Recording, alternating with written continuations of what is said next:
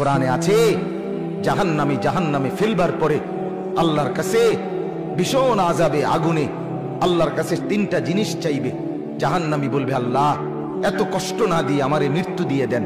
আল্লাহর কসম, কোরআনে আল্লাহ বলেন, আল্লাহ বলবে, না রে বান্দা, লা ইউকদা আলাইহিম ফায়ামুতু, জাহান্নামে কোনো মৃত্যু নাই। নাফরমান জাহান্নামী তখন বলবে, আল্লাহ তাইলে আমারে একটু তাখফিফ, একটু আযাব হালকা করে দেন, আমারে মাসে একটা দিন কদ্দুর বিরতি দেন, 24 ঘন্টার মধ্যে আমারে 10টা মিনিট হইলেও কদ্দুর আলগাত রাখেন, আমি আর পারছি না মাওলা। আল্লাহ তাআলা বলেন, ওয়ালা ইউখাফফাফু মিন আযাবিহা, না রে নাফরমান, 1 সেকেন্ডের জন্য জাহান্নামের আযাব কমানো হবে না। 3 নাম্বার, নাফরমান বলবে, আল্লাহ তাইলে আমারে দুনিয়ায় একটু ফেরত যাইতে দেন, আমি নেক আমল করব এবার গেলে। আল্লাহ বলেন, যেদ্দুর হায়াত দিলে নেক আমল করা যেত, ওদ্দুর হায়াত দিয়েই তোমারে আনছি, আর ফিরবা কাল্লা, না না, দুনিয়ায় ফেরত যাওয়া যাবে না, তাইলে মরতেও পারবে না, আযাবও হালকা হবে না, দুনিয়াতেও ফেরত যাইতে পারবে না। তো কি করবে? ক্বাল ইখসাউ ফিহা, আল্লাহ বলেন, ইখসাউ ফিহা, তুমি নাফরমান জাহান্নামের মধ্যেই পড়ে থাকো, ওয়ালা তুকাল্লিমুন, আর কোনো কথা বলবি না, শুধুই আযাব ভোগ করতে থাকো।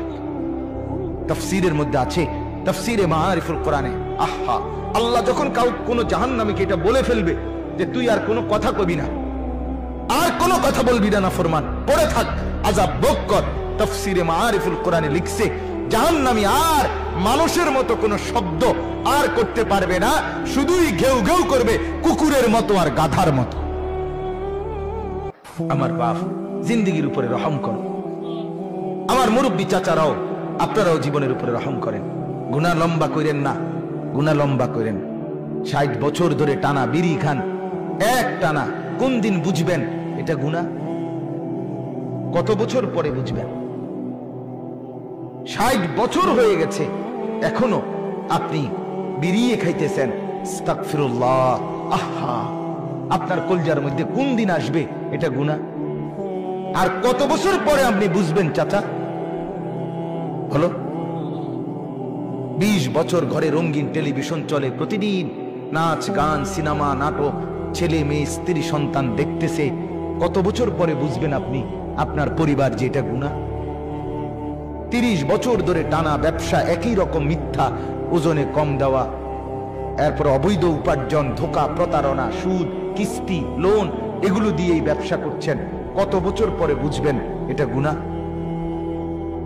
এক ইমানদার বাবা গুনাহকে এত লম্বা করে